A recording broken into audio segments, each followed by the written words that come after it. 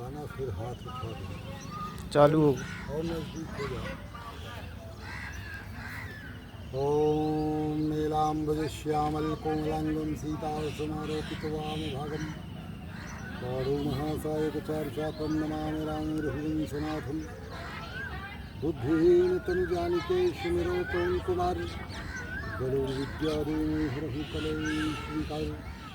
बोले श्यापति रामचंद्र की जय, उमापति महादेव की जय, पवन सुत हनुमान की जय, नर्मदा माई की जय। प्रिय सज्जनों में सनातन धर्म सम्राट देवर्षि संत विमलेश्वर गुरुकुल गुरुआश्रम हनुमत सदन अयोध्या का संत हूँ। वर्तमान समय में मध्य प्रदेश के नरसिंहपुर जिले थाना तहसील गोटे गांव हासी घाट रेवा तट नर्मदा के तट पर आज दिन सोमवार है, स्नान करने आया हूँ।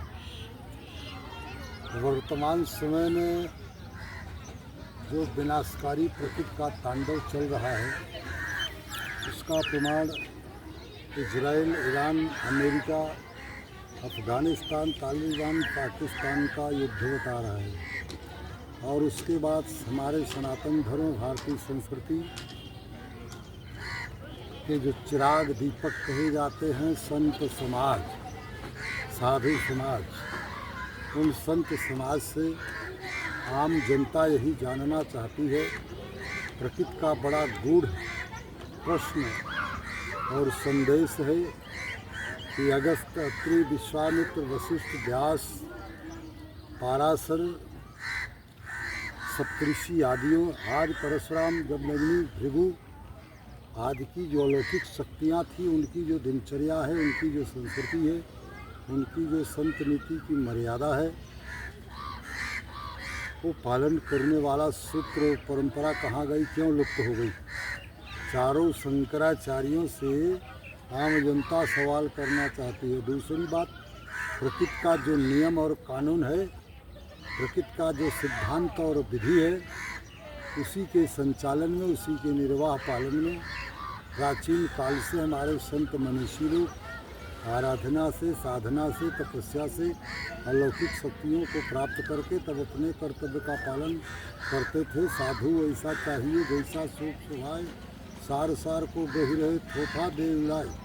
देश सजावे तीन जन संत सती और सूर, देश बिगाड़े तीन जन कपटी कुचाली क्रूर।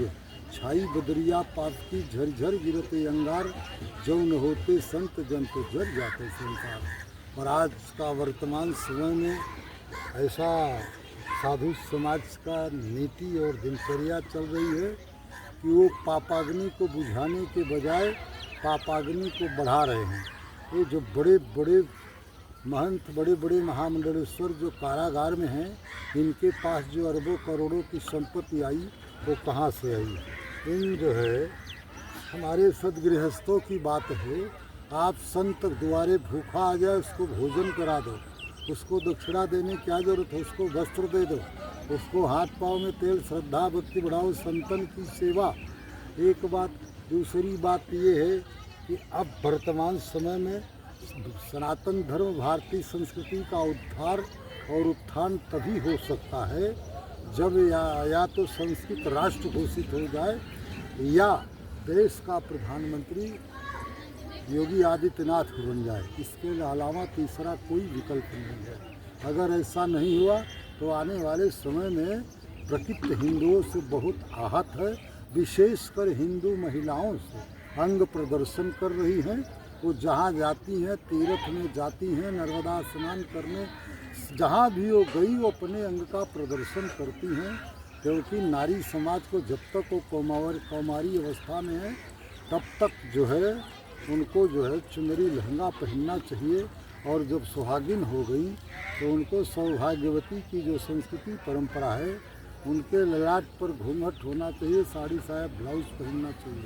पर आज की जो माताएं हैं नारियल में चुनरी लगा करके नर्मदा स्नान दुर्गा मंदिर में तो जाती हैं, पर उनके शरीर में चुनरी नहीं है। इसलिए नारियों के साथ में नारियों का अपहरण, बलात्कार, किडनैप हो रहा है। इसलिए देश के प्रधानमंत्री, राष्ट्रपति से अनुरोध है, देश के हर नागरिक से अनुरोध है कि अपने मन में पहले हिंदू राष्ट्र का जो भूत है, इसको हटा दो। जितने आरएसएस, करड़ी सेना, भीम सेना और सवर्ण सेना, जितने हिंदुस्तान के संगठन है, सबसे अनुरोध है, सबसे सुझाव है कि संस्कृत राष्ट्र की कामना करो। ये कहो कि हम गर्व से भारतीय हैं, इसलिए हमें संस्कृत राष्ट्र चाहिए।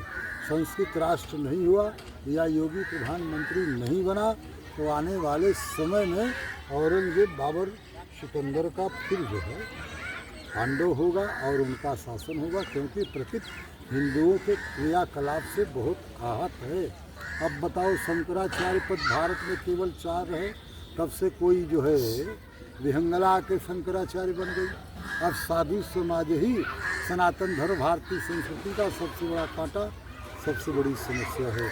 इसलिए मैं फिर देश के नेताओं से कहता हूँ कि राजधर्म नीति के तो अनुरूप जो भूमिहीन है, शिक्षाहीन है, रोजगारहीन है, उनको जो है बेरोजगार भत्ता दिया जाए, गुजारा भत्ता दिया जाए।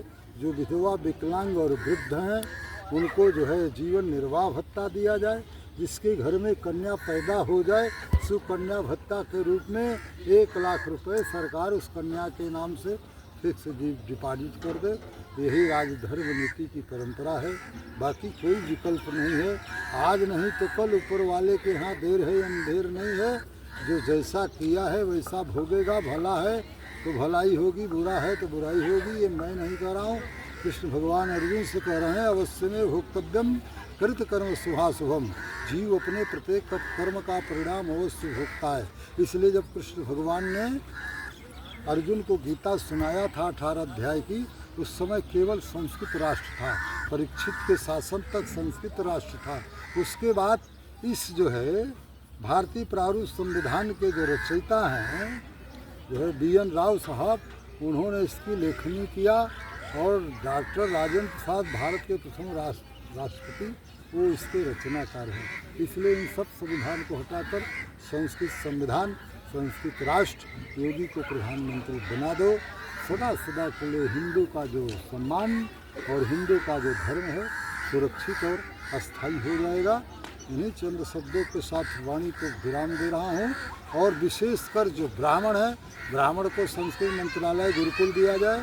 जो ब्राह्मण तिलक नहीं लगाया है, धोती नहीं पहना है, कलाई नारा नहीं पहना है, गले में कंठी नहीं है, शिखा सूत्र जनेऊ नहीं है, ऐसे ब्राह्मण की नागरिकता नष्ट कर दिया जाए। क्योंकि वो ब्राह्मण द्रोही, संस्कृत द्रोही और धर्मद्रोही तीनों का पाप करने वाला ब्राह्मण है, जो पशु पक्षी की तरह घूम रहा है, जिसकी कोई संस्कृति और परंपरा की मर्यादा नहीं है, न तिलक है। पहले ब्राह्मणों की धोती आकाश में सूखती थी, अब ब्राह्मण धोती पहनने ही नहीं जानता है। आज जो देश में भारतीय संस्कृति के प्रति जो समस्याएं उत्पन्न हुई है, उसका जिम्मेदार एकमात्र ब्राह्मण है। क्योंकि ब्राह्मण गुण मिला के लड़की की शादी तो करा देता है, पर लड़का लड़की के मोबाइल का अगर तालमेल मिला दे तो कभी कोई दिक्कत आएगी नहीं। बोले श्यापति रामचंद्र की जय, उमापति महादेव की जय, पवन सुत हनुमान की जय, सत्तर सनातन धर्म की जय हो, नर्मदा माई की जय हो, धर्म की जय हो, धर्म का नाश हो, प्राणियों में सद्भावना हो, विश्व का कल्याण हो, गौ माता की जय हो, गौ हत्या बंद हो। ओम हर हर महादेव। नदी नर्मदा माई का सुन लो।